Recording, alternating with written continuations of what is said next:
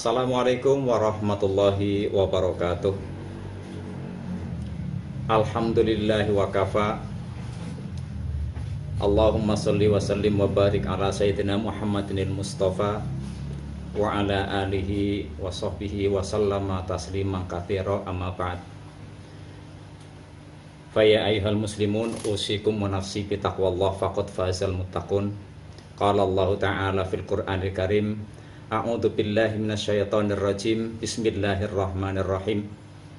Ya ayyuhalladzina amanu taqullaha haqqa tuqatih wa la tamutunna illa wa antum muslimun. Shadaqallahul azim. A'udzu billahi minasyaitonir rajim. Subhanaka la ilma lana illa ma 'allamtana innaka antal alimul hakim. Wa tub 'alaina innaka antat tawwabur rahim. Wa taqabbal minna innaka antas samiul alim. Wa 'allimna min ladunka ilman nafi'a ya dzal jalali wal ikram. Shadaqallahul azim. Para mustami'in yang berbahagia, alhamdulillah, segala puji syukur kehadirat Allah Subhanahu wa ta'ala yang telah melimpahkan rahmatnya serta inayahnya kepada kita, sehingga alhamdulillah kita masih diberi kesempatan nikmat yang tiada tara, yaitu adalah nikmat sehat. Yang paling utama lagi adalah nikmat iman, yang mudah-mudahan iman kita dari sekarang sampai akhir hayat kita masih kita bawa sampai yaumil qiyamah. Amin Allahumma amin. Salawat serta salam semoga selalu tercurah pada junjungan kita Nabi Agung Muhammad sallallahu alaihi wasallam. Mudah-mudahan selalu juga tercurah kepada kita selaku umatnya dan kita mendapatkan syafaat beliau. Amin Allahumma amin. Para mustami'in yang berbahagia,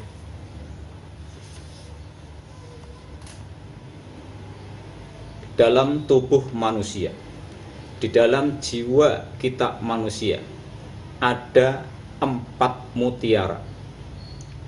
4 mutiara ini salah satu saja hilang, maka mutiara itu tidak akan ada harganya. Kita manusia juga tidak akan ada harganya di mata orang, di mata dunia, bahkan di mata Allah Subhanahu wa ta'ala. Hadis tersebut menunjukkan kepada kita betapa pentingnya menjaga 4 hal, 4 mutiara itu. Tentu kita harus mengerti apa itu mutiara. Mutiara merupakan jenis suatu benda yang sangat kecil sekali, namun harganya luar biasa. Sekecil jagung jika ditukar dengan ribuan truk berisi gandum, itu masih kalah dengan 1 mutiara yang kecilnya hanya sebesar jagung. Keempat mutiara di dalam jiwa atau dalam tubuh manusia itu, yang pertama adalah akal. Yang kedua adalah agama. Yang ketiga adalah sifat malu. Yang keempat adalah amal soleh. Para mustami'in yang berbahagia, manusia akan mahal harganya, terhormat di dunia maupun di akhirat jika keempat-empatnya, 4 mutiara ini selalu tercurah, selalu berada di dalam tubuh kita sebagai manusia. Kita bahas satu persatu. Adalah akal. Akal kita, otak kita yang ada di dalam tubuh itu akan membedakan antara binatang dan manusia. Dengan akal inilah manusia bisa terbedakan antara yang satu dengan yang lain. Akan tetapi kita lihat, jika seseorang segagah apapun, secantik apapun, kaya apapun, namun akalnya tidak berguna, tentu dia tidak akan ada harganya. Coba kita lihat, jika di suatu tempat kita bertemu dengan orang yang gagah atau orang yang cantik, namun dia tidak punya akal, bagaimana? Tentu kalian atau kita semuanya akan kabur, akan lari menghindar darinya. Apa yang membuat seseorang itu adalah hilang akalnya? Salah satunya adalah karena yang menjadi masalah adalah ghadab. Apa itu ghadab? Ghadab adalah artinya adalah marah. Jika seseorang sudah terjangkit dengan penyakit marah, maka tentu dalam dirinya muncul rasa ketidakpuasan sehingga dia akan marah-marah sekaligus. Kita lihat di dalam televisi banyak sekali kejadian seorang suami pulang bekerja tiba-tiba membanting piring yang sudah disediakan oleh sang suami. Padahal istri telah menyiapkan makanan yang begitu enaknya. Coba pulang siang hari, ada sayur bayam, ada sambalnya, ada gorengannya, ada lauk pauk yang lain. Tentunya ini adalah membutuhkan waktu, membutuhkan biaya, membutuhkan tenaga. Namun karena sang suami dipenuhi dengan rasa amarah, maka dia tidak akan melihat siapa yang membuat dan apa rasanya makanan tersebut. Dibantinglah benda-benda itu. Apa yang terjadi? Semua akan berantakan. Itu karena apa? Karena ada rasa marah di dalam tubuh orang tersebut. Yang lain, banyak sekali contoh-contohnya. Karena marah sehingga semua pikiran kita, semua perilaku kita sudah tidak bisa terkontrol. Itu karena dipengaruhi oleh hawa nafsu setan. Sehingga dapat kita katakan bahwa awal daripada atau permulaan daripada marah bagaikan orang yang gila. Awwalul ghadabi jununun wa akhiruhu nadamun.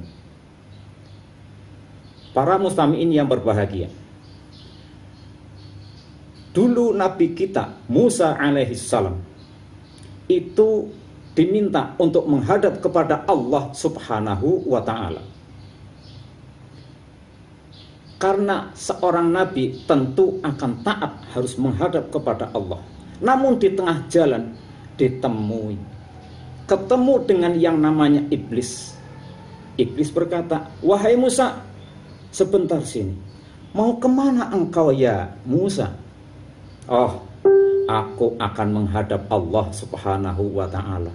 "Untuk apa?" "Entah untuk apa, yang jelas itu bukan urusan saya." "Oh begitu.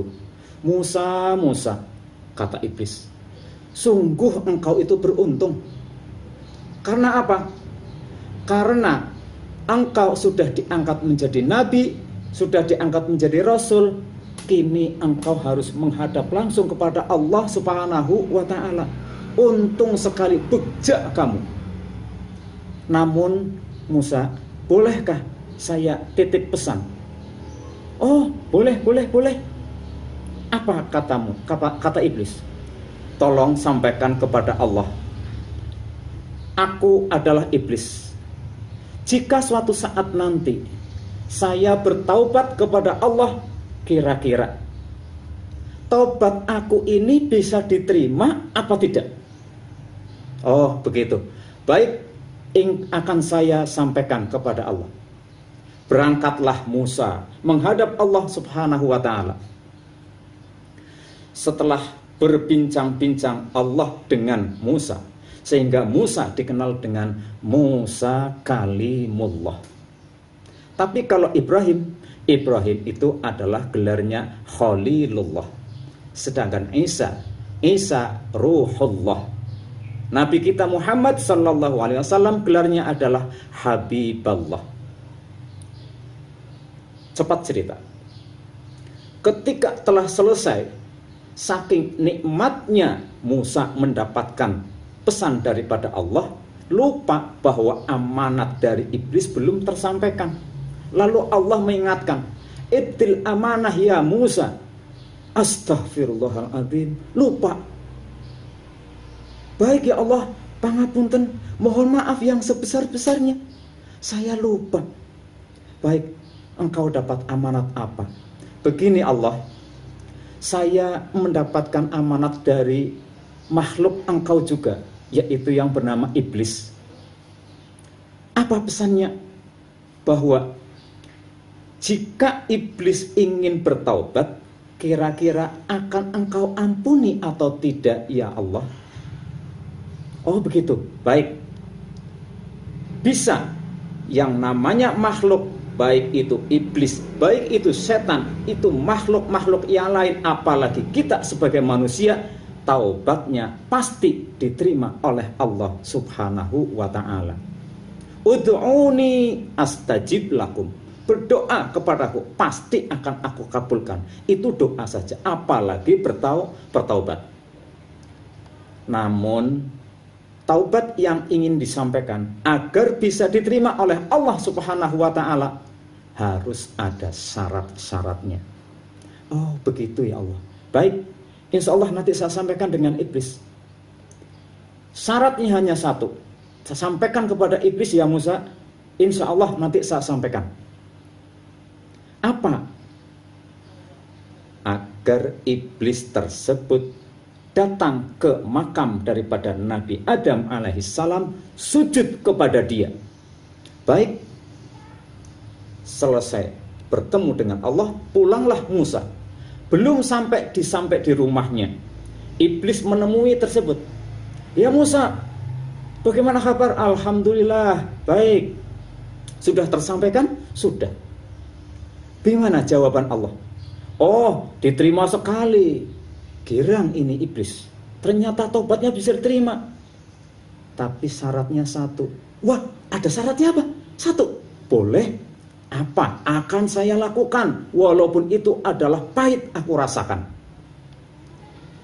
Musa menyampaikan, iblis, jika engkau taubatnya ingin diterima, datanglah kepada makam daripada Nabi Adam alaihissalam, lalu kamu sujud kepadanya.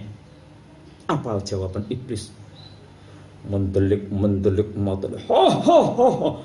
tak sudi aku.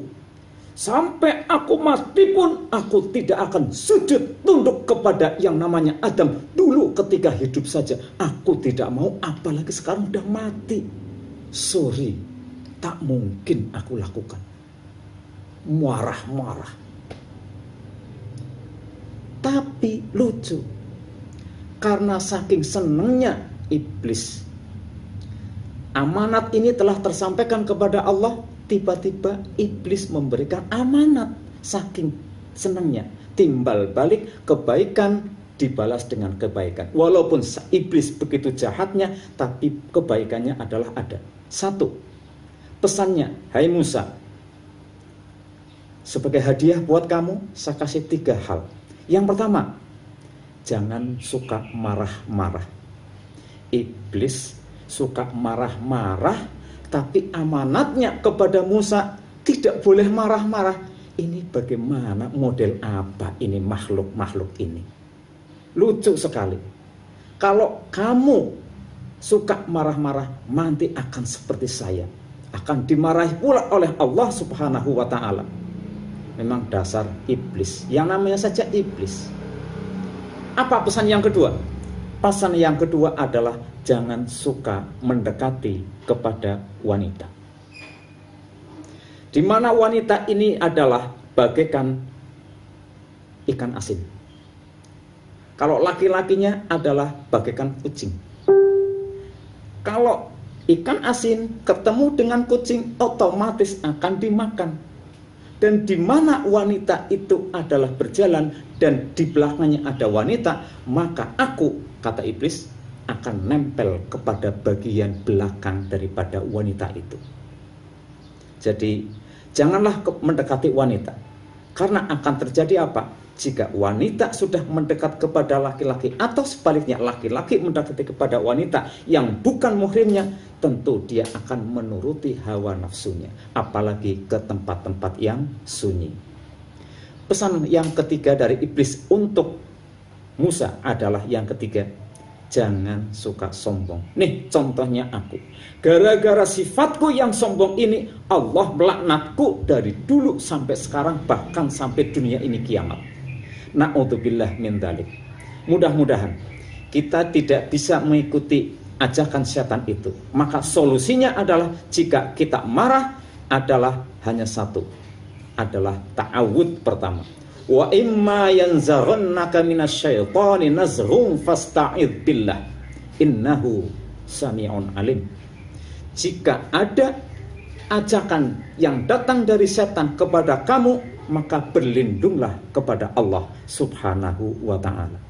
Itu solusi yang pertama. Yang kedua adalah ingat bahwa tidak marah itu akan dijanjikan oleh Nabi kita Muhammad akan mendapatkan surganya. La taghdab walakal jannah. Janganlah engkau marah, niscaya engkau akan mendapati, yaitu adalah surga. Solusi yang paling tepat adalah kita sebagai umat Islam hendaklah segera mengambil air wudhu jika kita merasakan marah dan sebagainya. A'udzubillahi minasyaitonirrajim. Bismillahirrahmanirrahim. Ya ayyuhalladzina amanu kutiba alaikumusiyam kama kutiba alal ladzina min qablikum la'allakum tattaqun.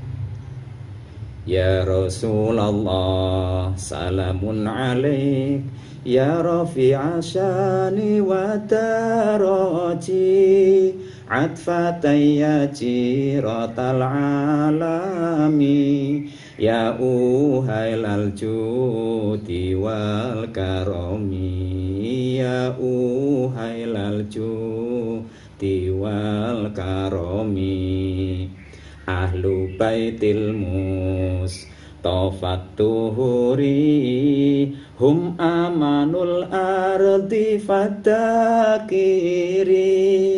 syubbihu bil anjumiz zuhuri mithla ma qad jaa fi sunani mithla ma qad jaa fi sunani wasafinun din najati idza khifta min tufani kulli ada fanju fiha la takunu kada wa'tasim billahi wasta'ini wa'tasim billahi wasta'ini rabbi fanfa'na bibarakatihim wahdinal husna bihurmatihim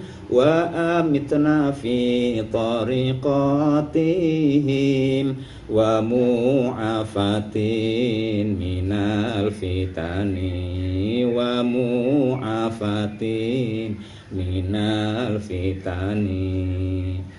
Sekian dari kami. Mohon maaf atas segala kurangan. Usikum wa nafsi bitaqwallah. Wassalamualaikum warahmatullahi wabarakatuh.